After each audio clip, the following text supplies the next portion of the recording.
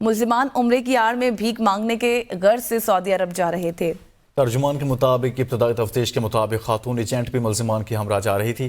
گرفتار ملزمان میں 6 خواتین اور 2 مرد شامل ہیں، جنہیں مزید تفتیش اور قانونی کارروائی کے anti human trafficking circle Multan کے حوالے کر دیا گیا۔ اسی بارے میں تفصیلات جانتے ہیں ملتان سے نمائندہ ABN نیوز شہروز خان سے۔ شہروز مزید بتائے گا۔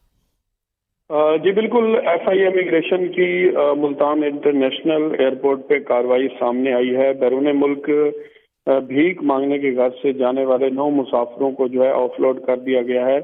یہ جو گرفتار ہوئے ہیں ان میں سے جو خاتون ہے وہ ایجنٹ بھی اس میں ان کے ہمراہ تھی۔